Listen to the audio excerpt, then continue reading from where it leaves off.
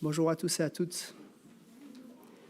Depuis très longtemps, vraiment les tout débuts de l'ère chrétienne, les théologiens chrétiens ont distingué deux perspectives sur le salut, deux manières d'expliquer le message du salut. Il y a d'abord une manière objective et une manière subjective. Une manière objective qui consiste à décrire les faits historiques, l'objet de notre salut.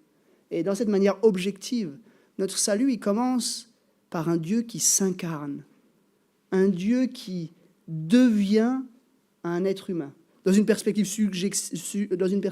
subjective, on parle plus de comment nous, en tant que croyants des siècles plus tard, nous recevons ce salut.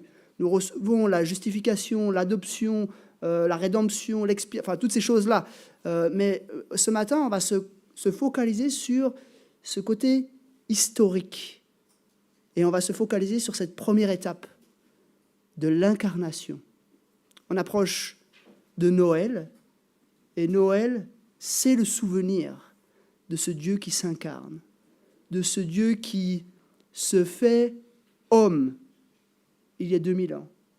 Alors, on va faire une pause dans notre série sur 1 Pierre, et on va méditer ensemble pendant les 4 prochains dimanches sur ce Dieu-là. On va s'émerveiller devant la grandeur de ce que Dieu a accompli au moment de l'incarnation. On va pour cela se pencher et méditer ensemble un des textes, pour moi en tout cas les plus grandioses de toute la Bible.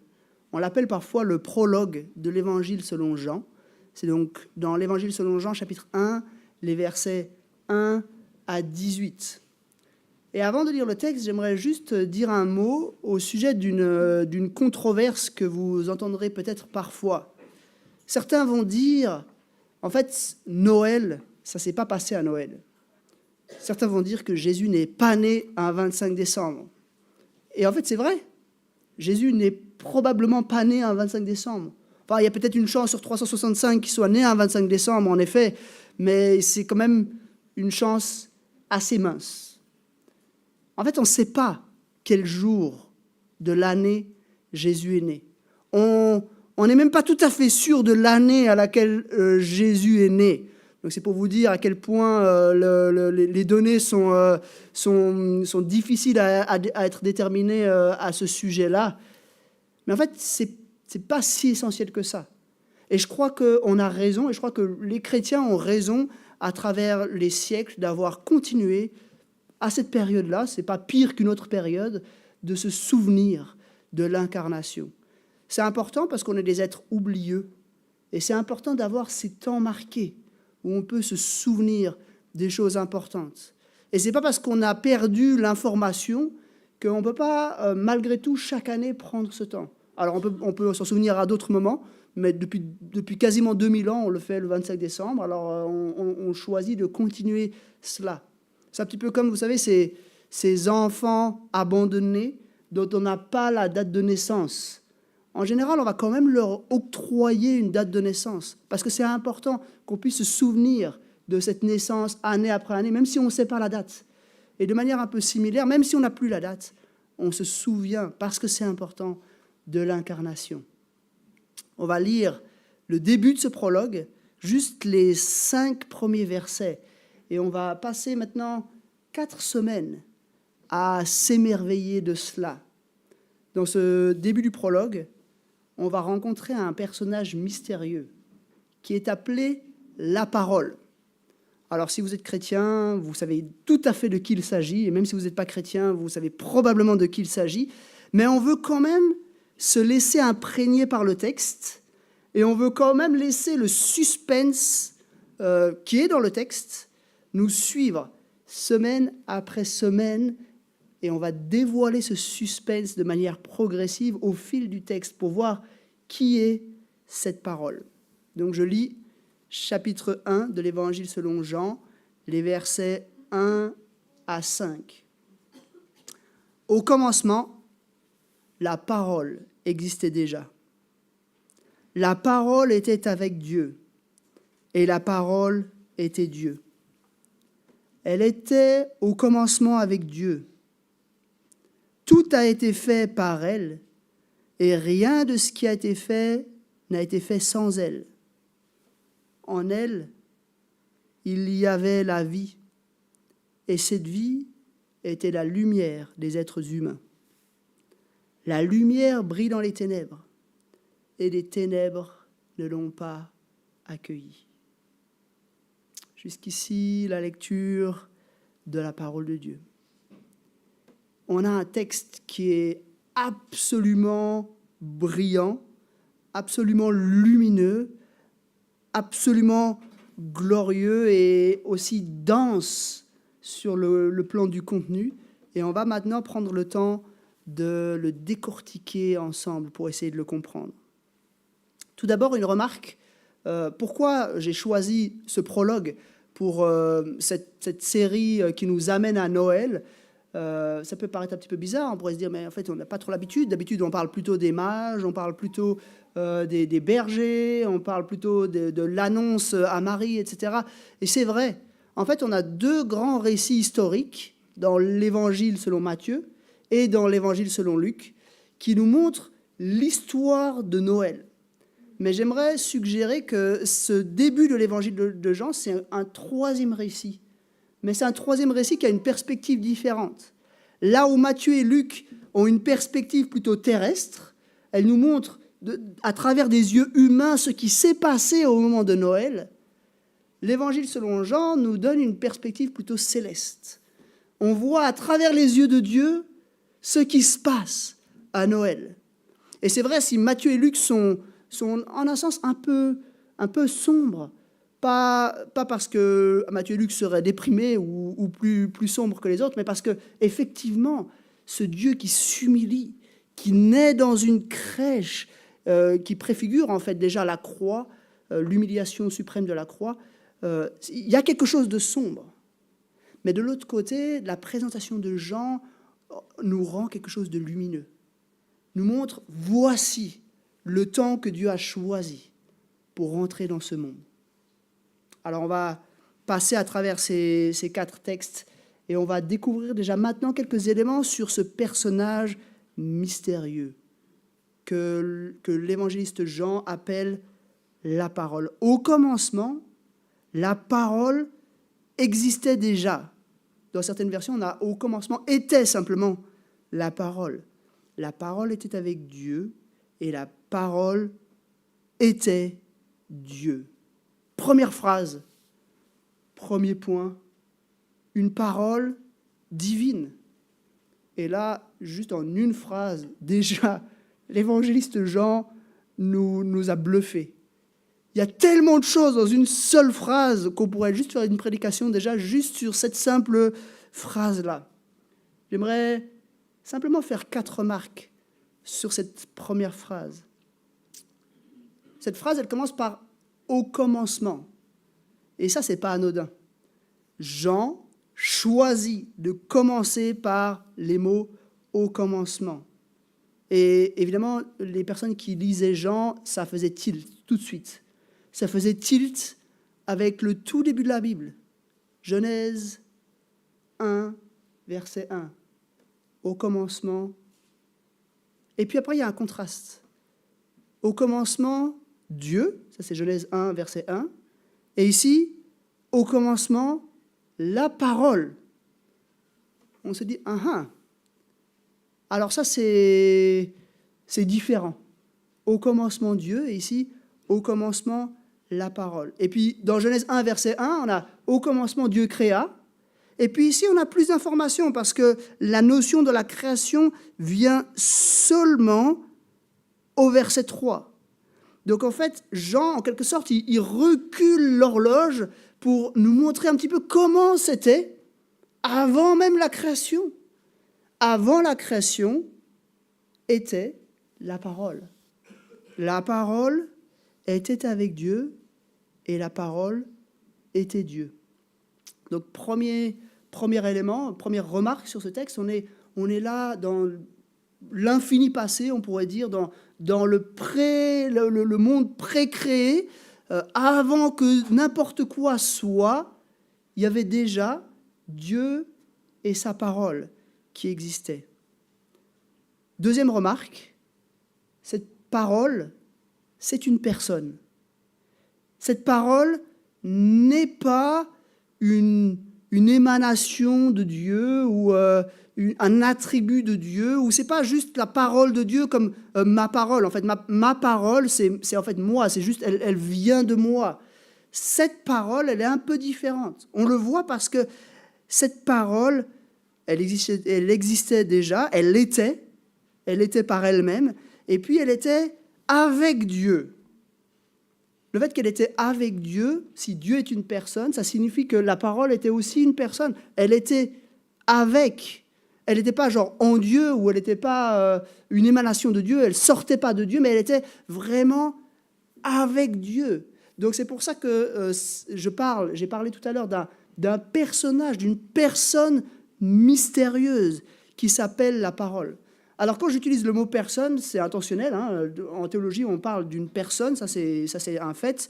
Des fois, on utilise des mots même plus compliqués, mais simplement quand on parle d'une personne, on ne parle pas nécessairement d'un être humain. On parle d'une personne qui est indépendante, qui est autonome, qui a une capacité de penser, une capacité de communiquer, donc qui est distincte de Dieu et qui existe de toute éternité. Troisième remarque, justement, cette parole, elle était Dieu. Non, pardon, elle était avec Dieu, premièrement. Donc ça marque la distinction. Elle n'était pas Dieu, dans le sens, ce n'était pas une émanation de Dieu, mais elle était distincte. On a deux personnes, en fait, à la création. Et là, Jean va, en quelque sorte, étoffer le récit de la Genèse. Dans la Genèse, on avait au commencement Dieu. Ici, on se rend compte qu'au commencement, il y avait Dieu et la parole. Et puis, troisième remarque, cette parole était Dieu. Et là, mes amis, il y a des livres entiers qui ont été écrits sur cette simple phrase. La parole était avec Dieu et la parole était Dieu. C'est sans doute un des versets de la Bible qui a suscité le plus de controverses. Il y a eu des conciles qui ont réuni l'Église entière pour discuter du sens de cela. Au commencement était la parole, et la parole était avec Dieu, et la parole était Dieu. Donc comment c'est possible ? Donc c'est à la fois une autre personne distincte de Dieu, et à la fois Dieu. C'est pour ça que j'ai appelé ce premier point une parole divine. Premier élément de ce qu'on apprend sur cette personne-là, c'est une personne divine. Mais en fait, on ne doit pas être totalement surpris. Si on revient à Genèse 1, puisqu'il s'agit là bel et bien d'un écho, on a aussi plusieurs personnes qui sont là au moment de la création. Au commencement, Genèse 1, au commencement, Dieu, qui est au passage pluriel en hébreu, Dieu créa, singulier. Ça, c'est dans les mots hébreux, donc dans l'original, on a au commencement Dieu pluriel, créa singulier. Donc on pourrait se dire, purée, c'est une faute de syntaxe là, mon gars. Moïse, tu dois revoir ta grammaire. Non, c'est volontaire. Au commencement, Dieu créa le ciel et la terre. La terre n'était que chaos et vide. Il y avait des ténèbres à la surface de l'abîme. Écoutez bien. Et l'Esprit de Dieu planait au-dessus de l'eau. Donc il y avait déjà plusieurs personnes. Il y avait à minima Dieu et l'Esprit de Dieu qui était là. Donc il y avait déjà plusieurs personnes. Et puis, il y a encore, au verset 3 de Genèse 1, la parole qui est déjà là, en fait. Ce n'est pas Jean qui l'a inventé. Au verset 3, il n'est pas fait mention de la parole, mais le texte dit « Dieu dit ». Donc la parole était déjà présente. Donc Jean n'invente rien ici. Jean nous décrit ce qui avait été depuis des siècles, des millénaires, écrit déjà par Moïse. Donc on est là, mes amis, dans des mystères insondables, dans l'éternité passée. On voit un Dieu unique et pluriel à la fois. On voit cette parole qui est à la fois distincte et à la fois totalement divine. Mes amis, ça c'est quelque chose qui nous dépasse. Et c'est, je crois, le moment de faire une petite parenthèse pour expliquer un enseignement de la Bible qu'on appelle, on a résumé cet enseignement, on lui a donné un titre pour simplifier dans les discussions, on appelle ça l'enseignement sur la Trinité. Et depuis 2000 ans, cet enseignement a été cru par l'ensemble de l'Église, mais en même temps, cet enseignement a été attaqué régulièrement au fil des siècles par différents courants et différents mouvements qui ne voulaient pas croire à cet enseignement de la Trinité. Et j'aimerais faire une petite parenthèse pour expliquer de quoi il s'agit. Cet enseignement, donc, il est tout à fait biblique. On pourrait le démontrer avec tous les textes bibliques à l'appui. Et cet enseignement, il a été développé dans les premiers siècles jusqu'à un fameux concile qu'on appelle le concile de Nicée-Constantinople au IVe siècle, où là, en prenant ensemble toutes les données de la Bible, les théologiens ont pu le formuler d'une manière simple et solide. Et en fait, cet enseignement, il consiste en 7 affirmations. Et j'aimerais vous les dire parce que comme ça, vous pourrez savoir exactement de quoi il s'agit. Première affirmation, quand on affirme la Trinité, on dit « il y a un seul Dieu ». On n'est pas des trithéistes en tant que chrétiens. On est des monothéistes. Il y a effectivement un seul Dieu. L'enseignement 2, 3 et 4 nous disent qu'il y a que le Père est Dieu, le Fils est Dieu et l'Esprit est Dieu. Et là, il y a des textes bibliques qui le démontrent formellement. Les trois sont tous Dieu. Mais on doit continuer avec 3 affirmations supplémentaires, parce que le problème, c'est que si on affirme juste ces 3 choses, on pourrait dire, OK, en fait, il y a un seul Dieu qui se manifeste de 3 manières différentes. Tantôt, il se manifeste comme étant le Père, tantôt, il se manifeste comme étant le Fils, et tantôt, il se manifeste comme étant l'Esprit. Mais non, il s'agit bel et bien de personnes distinctes. La preuve, c'est que, par exemple, Jésus parfois prie. Donc, s'il prie, il parle à quelqu'un d'autre, à son Père. La preuve aussi, au moment du baptême, on a les 3 qui vont être présents en même temps. Au moment du baptême de Jésus, on a Jésus qui est dans l'eau, l'Esprit qui descend comme une colombe et le Père qui parle du ciel. Donc, on a effectivement 3 personnes distinctes. Et du coup, il faut rajouter les 3 autres affirmations. C'est que le Père n'est pas le Fils, le Fils n'est pas l'Esprit, et l'Esprit n'est pas le Père. Donc, ça dit exactement ce que dit Jean ici. Elle était avec Dieu, elle était Dieu. En fait, on ne comprend rien. Il y a quelque chose qui nous dépasse. Il y a quelque chose qui nous dépasse. Comment comment Dieu peut être à la fois 1 et 3 ? C'est quelque chose qui est tellement différent de la nature dans laquelle nous vivons qu'on a du mal à le comprendre.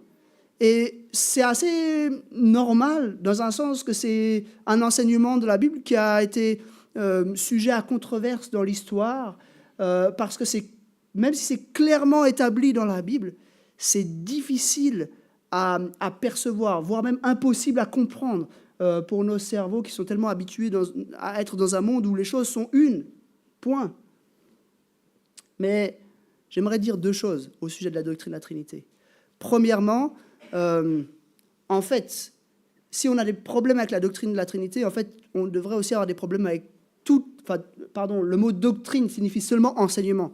Des fois, on n'aime pas le mot doctrine, on se dit qu'est-ce que c'est ça ? Mais en fait, la racine du mot signifie simplement enseignement. Pourquoi on a des problèmes avec la notion de Trinité, alors qu'en fait, tout en Dieu devrait nous poser problème. Dieu est aussi éternel.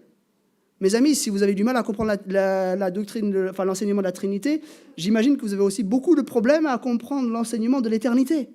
Comment c'est possible ? Imaginez un Dieu qui vit instant après instant sans jamais que ça s'arrête. Ça, à la limite, on peut encore peut-être le comprendre. Mais non seulement c'est valable dans ce sens-là, mais c'est aussi valable dans ce sens-là. Ça veut dire qu'il a aussi existé de toute éternité dans le passé.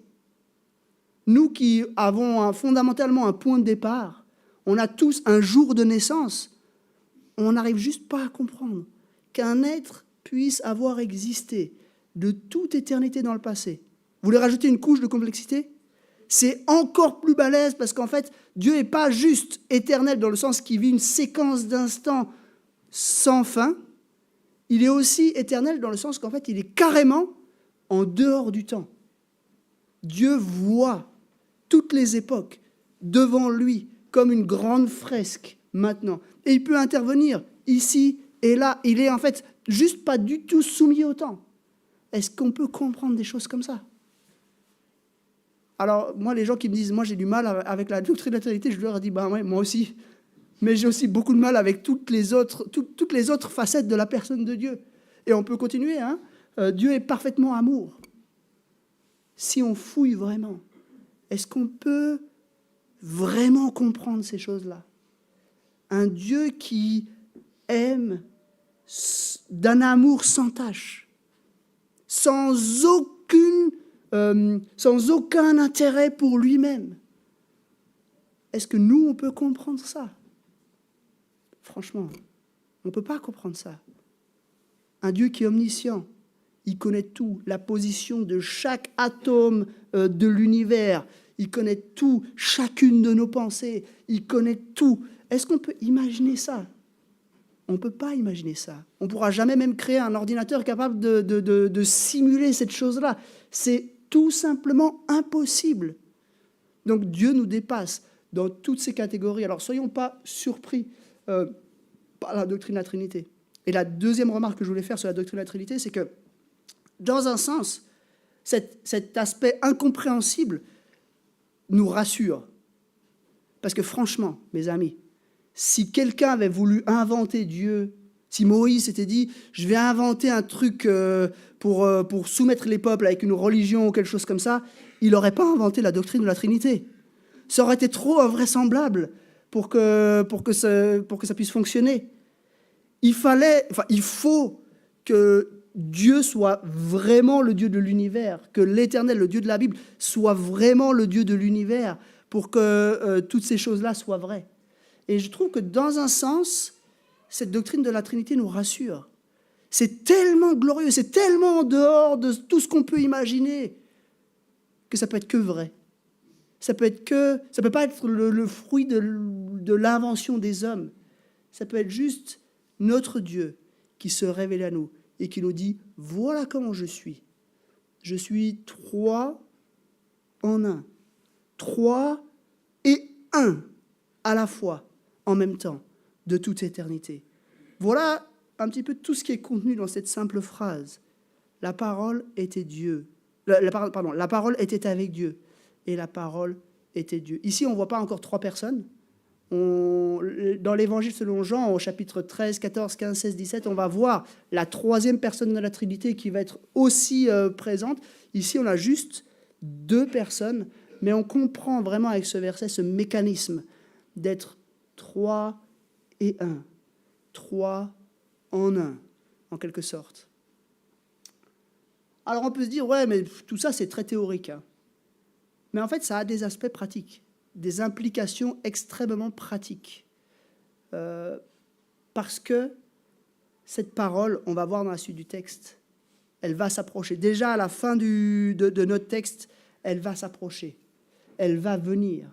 Et du coup, cette parole, ce personnage, n'est pas juste un prophète qui vient nous parler de la part de Dieu. Ce n'est pas juste un homme brillant ou particulièrement intelligent qui vient nous parler de la part de Dieu. C'est Dieu qui entre dans ce monde pour se révéler à nous. Et ça nous montre à quel point ce moment de Noël est solennel. L'incarnation, mes amis, change tout. Dieu n'est pas juste un Dieu lointain, il y a un Dieu qu'il a choisi de se révéler à nous dans notre monde, dans notre réalité, pour nous sauver.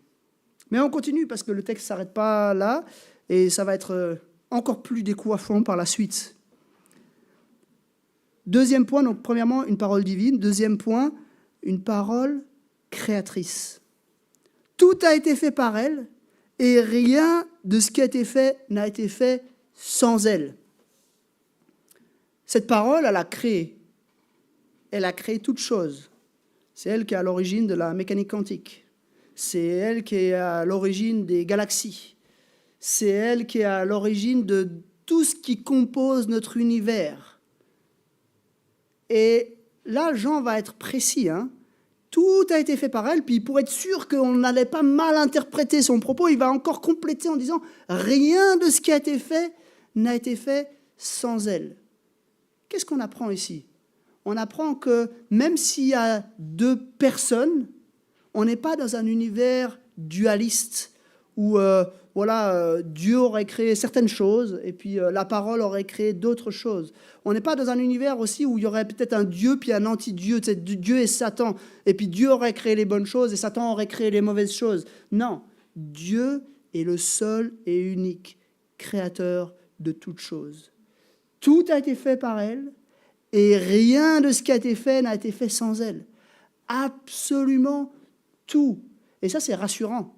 Ça nous montre que Satan ne sera jamais capable de détrôner Dieu. Simplement à cause de la création. Dieu est celui qui a tout créé, y compris Satan. Bien sûr, Satan s'est rebellé contre Dieu. Bien sûr, Satan est en guerre contre Dieu. Mais Satan n'est pas créateur. Tout a été créé par Dieu. Et ça a une implication saisissante. Ça fait de nous, mais aussi de l'ensemble de la création, visible et invisible, et même de Satan, des êtres totalement dépendants. Nous sommes dépendants de par notre existence même, mes amis. Ça veut dire que si Dieu ne nous avait pas créés, on ne pourrait même pas se demander si Dieu existe, puisqu'on n'aurait pas été créé. Nous sommes rien. On pourrait juste même pas parler, même pas penser, rien, si Dieu, à un moment donné, n'avait pas décidé de nous créer.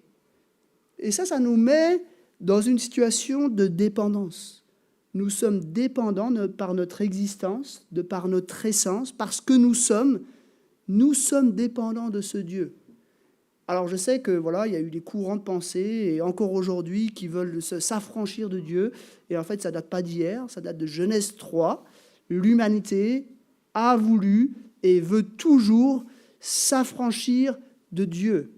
Mais il faut comprendre ici que c'est intrinsèquement impossible. On a été créé, c'est un petit peu comme si un tableau voulait dire « Mais non, moi, j'ai pas de peintre ». T'imagines le truc? C'est n'importe quoi. C'est pas possible. Il n'aurait jamais existé si quelqu'un n'avait pas choisi à un moment donné de le peindre. Et de la même façon, nous avons été créés et par conséquent, de par notre existence, on peut se rebeller, mais on ne pourra jamais être indépendant. La fameuse formule « sans Dieu ni maître » est juste une impossibilité logique. On a un créateur et par conséquent, on est dépendant de lui, à minima, à cause du fait qu'il nous a créés. Donc, on a une parole, on dévoile un petit peu le mystère de cette parole. On a une parole divine, on a une parole créatrice, et ensuite, on a une parole, au verset 4, une parole de vie. En elle, il y avait la vie, et cette vie était la lumière des êtres humains. La lumière brille dans les ténèbres. Ici, on a une image très riche, une image qui est assez souvent, qui revient assez souvent dans la Bible. Cette image de la lumière. En fait, de nouveau, cette image, elle est déjà dans Genèse chapitre 1, au verset 3 de Genèse chapitre 1, au moment où Dieu va prendre la parole pour la première fois. Que va-t-il dire? Que la lumière soit. Ou, dans la version second 21, qu'il y ait de la lumière. Dieu crée, et la première chose qu'il fait, c'est qu'il crée la lumière. Alors bien sûr, dans Genèse 1, il crée la lumière physique, il crée les photons qui circulent et qui nous permettent de voir jusqu'à ce jour. Mais il y a une portée spirituelle, morale dans cette notion de la lumière. Cette lumière, c'est ce qui déjà permet la vie, c'est ce qui permet aux végétaux de pousser, les végétaux nous permettent de vivre parce qu'on peut les manger, etc. Donc la lumière est absolument nécessaire. En fait, la vie est fondamentalement liée à la lumière. Et puis, l'activité est aussi fondamentalement liée à la lumière. Tout ce qu'on peut faire, tout ce qu'on peut entreprendre est quand même largement conditionné par la présence de la lumière. S'il n'y avait pas de lumière, et voilà, ceux qui sont aveugles le savent, tout devient beaucoup plus compliqué, beaucoup plus difficile. Alors, c'est là que bon, voilà, l'image a quand même ses limites, parce que la personne qui ne voit pas, elle a quand même des possibilités, mais on se rend compte à quel point cette lumière est liée à la notion de la vie. Et on comprend pourquoi Jean écrit « En elle, il y avait la vie, et cette vie était la lumière des êtres humains. » La vie et la lumière sont liées. Mais il y a encore un autre niveau où ces deux choses sont liées. C'est parce qu'en fait, cette vie, d'ailleurs dans la Bible, la vie est généralement une notion proche de la relation avec Dieu. Être en vie, c'est en fait être en relation avec Dieu. Pourquoi ? Justement parce que nous sommes dépendants. Nous sommes dépendants de notre Créateur. Non seulement par la création, mais pour notre vie entière, nous sommes dépendants de lui. Et par conséquent, et là, toute la Bible a un discours unique sur ce point-là, être séparé de Dieu, c'est être mort. Et là, il faut expliquer un tout petit peu cette notion. Et pour ça, il faut de nouveau revenir au livre de la Genèse. Dans Genèse 2, Dieu avait parlé à Adam et il lui avait dit que voilà, dans l'Éden, dans l'arbre originel, il plantait un arbre qui s'appelle l'arbre de la connaissance du bien et du mal. Et lui avait dit, si tu manges le fruit de cet arbre, tu mourras. Au moment où, dans Genèse 3, Adam et Ève mangent ce fruit, ils choisissent de désobéir à Dieu. Mais ils ne meurent pas. En fait, oui, ils meurent. Ils meurent parce qu'ils vont être, à ce moment précis, séparés de Dieu. Ils ont tourné le dos à Dieu et ils n'ont plus accès à la vie. Du reste, ils vont être condamnés, séparés d'un autre arbre, l'arbre de vie, justement, qui devait leur donner accès à la vie. Et du reste, leur mort spirituelle va se manifester concrètement par leur mort physique, quelques décennies plus tard, quelques siècles plus tard. Donc on se rend compte que déjà à ce moment-là, la mort, ce n'est pas seulement le fait d'avoir des organes qui s'arrêtent de fonctionner. La mort, c'est vraiment ce fait d'être séparé de Dieu.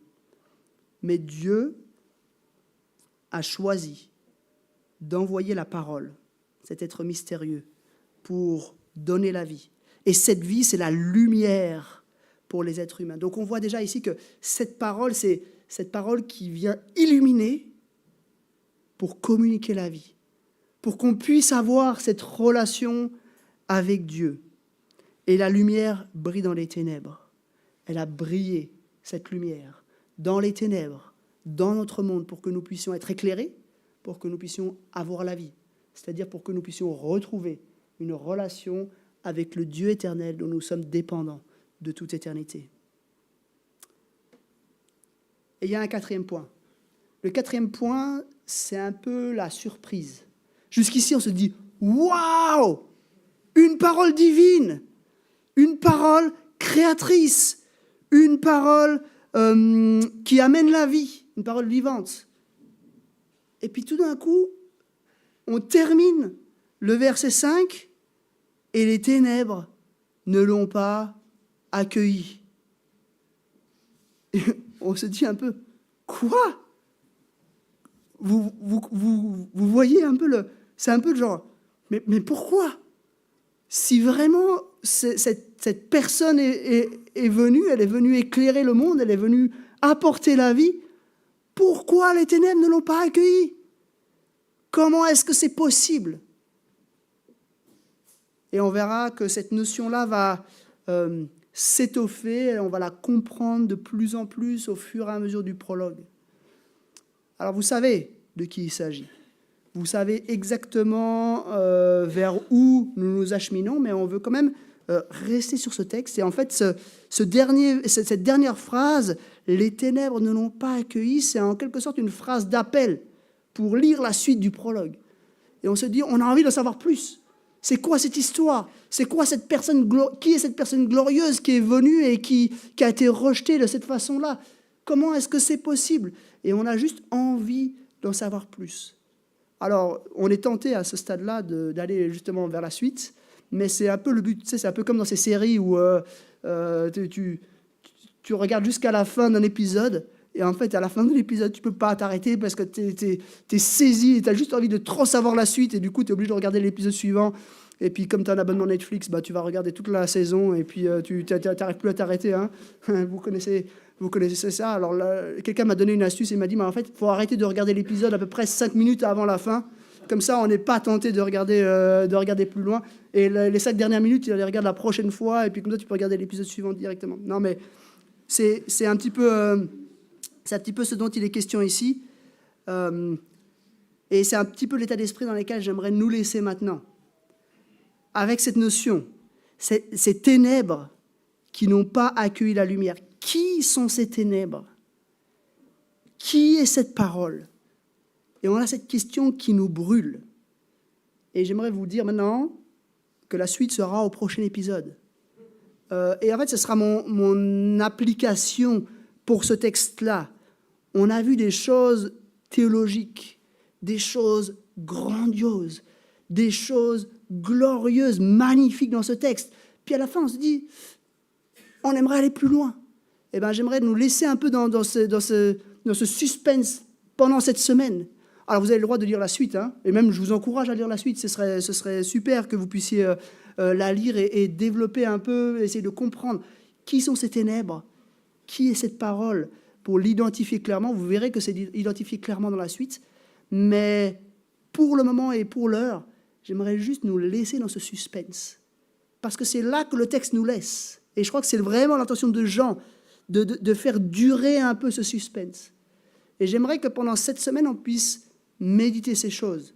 Et j'aimerais même que pendant tout ce mois de décembre, qui nous amène vers Noël, on puisse méditer ces choses.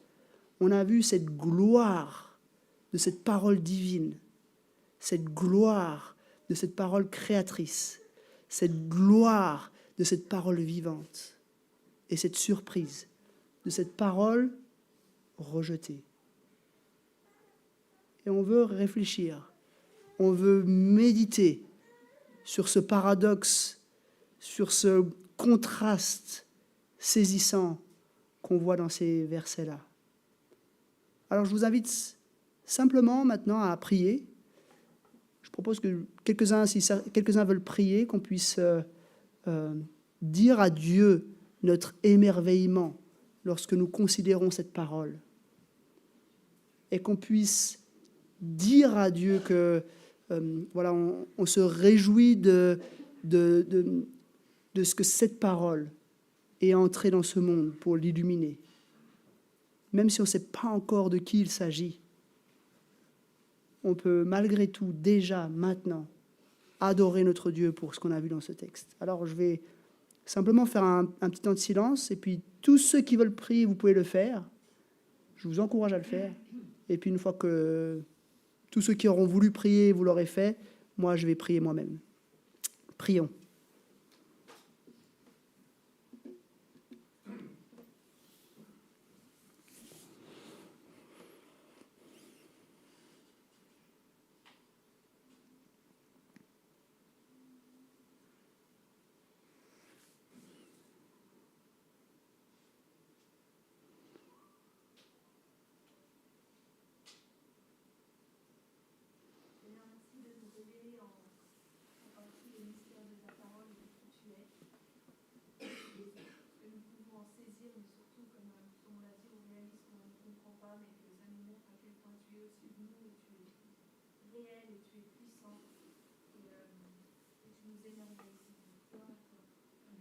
Amen.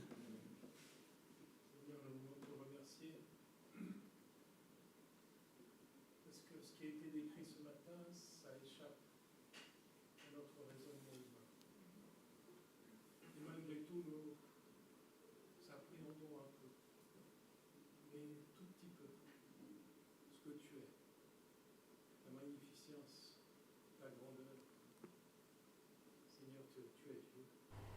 Tu es le Créateur. Merci parce que ce matin, nous pouvons, Seigneur, nous poser la question.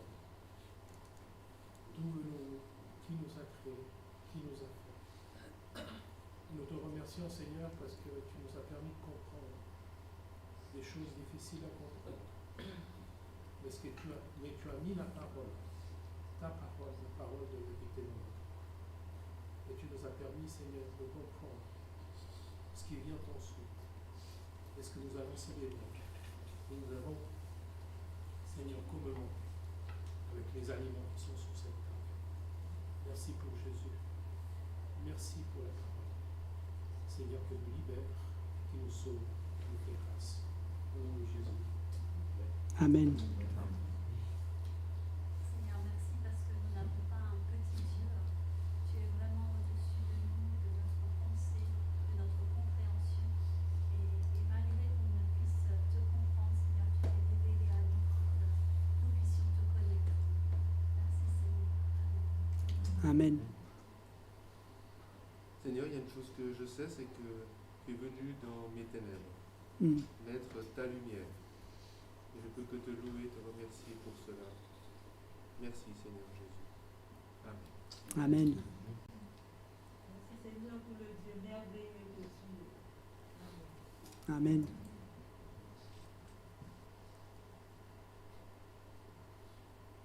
Effectivement, toi Dieu, tu es le Créateur. Et merci de nous rappeler, de nous montrer, d'illuminer nos cœurs avec cette volonté de retrouver la dépendance à toi pour être guéri, pour être racheté, pour pouvoir être ce que nous voudrions être, mais que nous ne pouvons pas, c'est-à-dire bon, c'est-à-dire saint, c'est-à-dire voilà, dépouillé de tout le mal qui est attaché à notre condition humaine. Merci pour le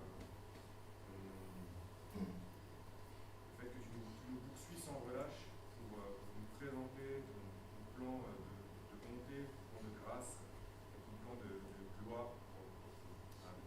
Amen. Amen.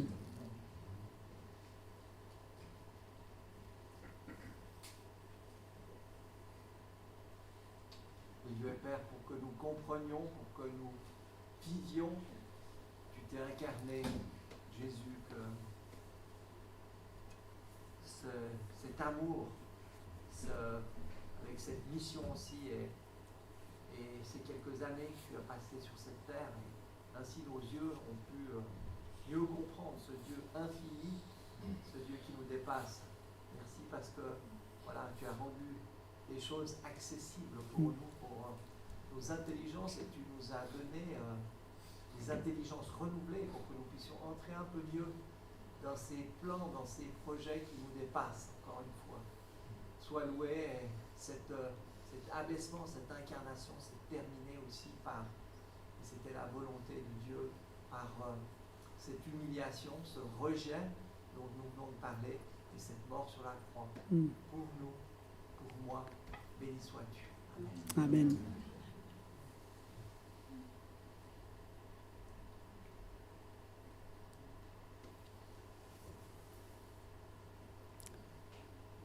Je voudrais juste encourager peut-être ceux qui ont moins l'habitude de prier. Vous pouvez vous sentir aussi libre de prier maintenant, même si c'est quelques mots, même si c'est avec vos mots, et même si vous n'avez pas l'habitude de le faire. Je laisse encore quelques instants pour ceux qui voudraient encore prier.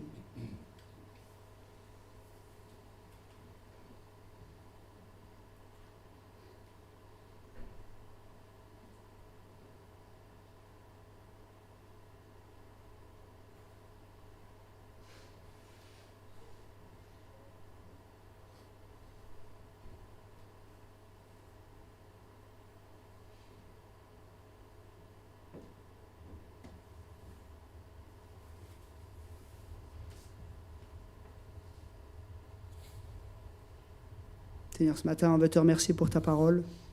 On veut te remercier pour la parole, pour cette parole divine, créatrice et vivifiante.